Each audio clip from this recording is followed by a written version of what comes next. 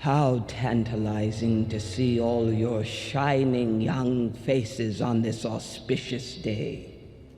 I am Dr. Volumnia Gall, your humble head game maker in charge of the War Department and all its affiliated concerns. I've broken free of my laboratory today to examine you, the leaders of the next generation. I won't be around forever after all. And now to that end, I am honored to introduce to you the creator of the Hunger Games themselves, Dean Casca Highbottom. Select students, faculty, and of course, Dr. Gall. I have summoned you all here today for the 10th annual reaping ceremony, in which we choose 2 children from each district to throw into the capital arena to fight to the death in the Hunger Games. Lucy Gray Baird.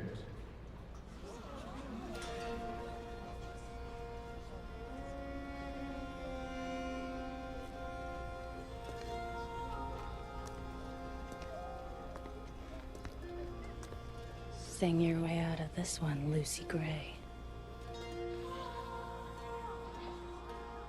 What is that dress? She's some sort of clown? Lucy Gray. I didn't know. I'm sorry.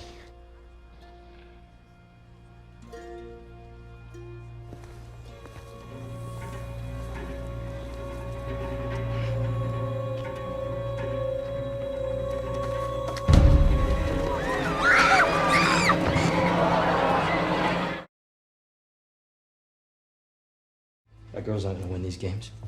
You saw her, she's underfed, unstable. The dean said it's not just about winning. Everything is about winning.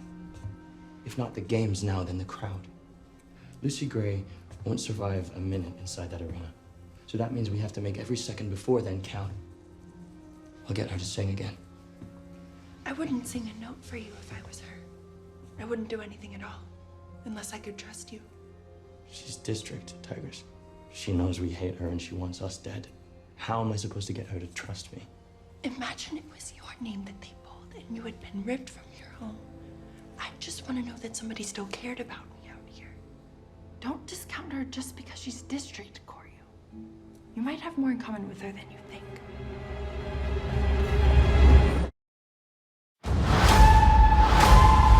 We're live! Mr. Snow, after everything you've seen out there in the world,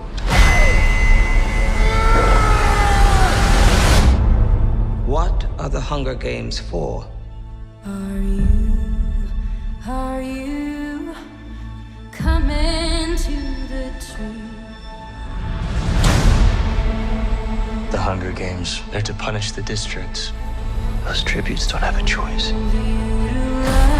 Your role is to turn these children into spectacles, not survivors. So we both be free. We're live! Smile. It's why we have teeth. Imagine it was your name that they pulled. Strange things do happen here. I just want to know that somebody still cared about me, that I was still of value. Welcome to the Capitol. You look like you shouldn't be here. I shouldn't, but I'm your mentor. A rebel. I am gonna get you out of here. If you want to protect people, then it's essential to accept what human beings are and what it takes to control them. Let's see you use that famous Snow charm. You seem like a good man, Coriolanus Snow. I have seen what war does to people. Fueled with the terror of becoming prey.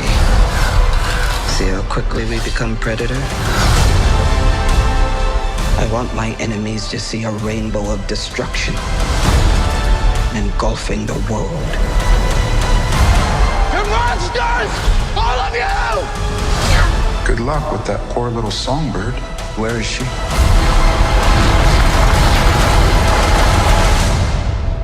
It's a mystery. And mysteries have a way of driving people mad.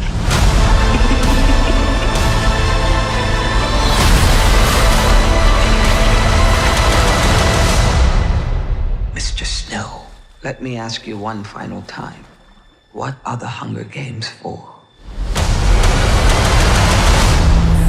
Hanging tree.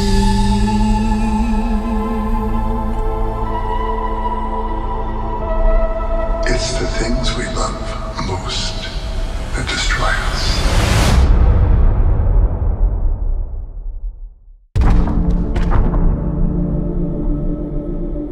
How tantalizing to see all your shining young faces on this auspicious day.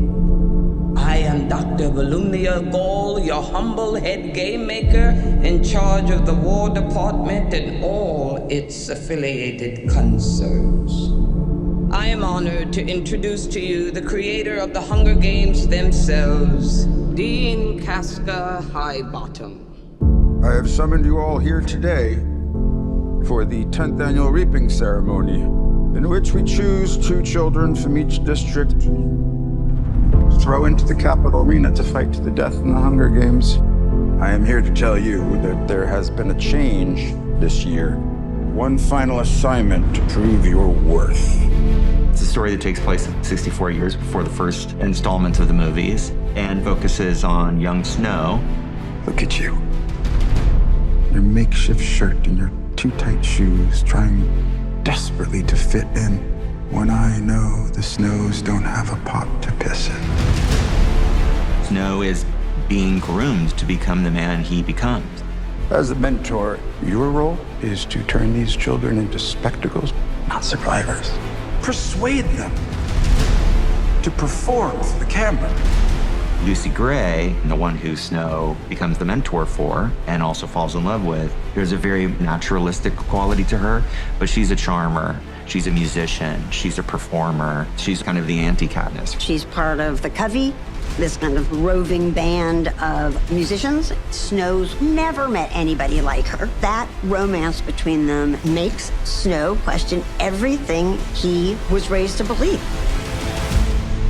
I think there's a natural goodness born into us all. You know, really, you can either cross that line into evil or not. And it's our life's work to stay on the right side of that line. Part of the love story starts to fall apart, and that is part of the creation of who he becomes. It's the things we love most that destroy us. Most everybody that I work with is coming back. Trish Somerville is doing the costumes for this movie. Joe Willems, who shot Catching Fire of the Mockingjays. The one new person that I'm really excited about is Uli Hanisch, who's the production designer. We talked about the sort of look and the feel of the movie. The visuals of this movie will be very different than Mockingjay, but there's real consistency in terms of the Capitol architecture. We get to sort of reinvent the world of Panem, to sort of deconstruct what the games are that we're sort of used to and go back in time. It wasn't until I read it that I saw how much music was actually in here. And we met with Dave Cobb. He's a fantastic songwriter and producer. It's going to be fun to take all this history of British Isles music and Southern music and mash it all together in this dystopian way in this future. James Newton Howard. It's my 4th Hunger Games film with him. The musical opportunity is great. Relationships are very powerful in the movie. The good and the bad are very clearly laid out.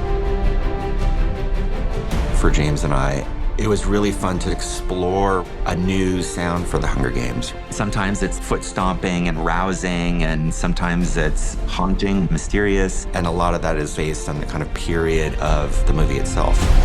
But there's going to be some familiar elements as well. Hanging Tree is back in a completely different iteration and treatment. Here, we get to see Lucy Gray coming up with it for the first time.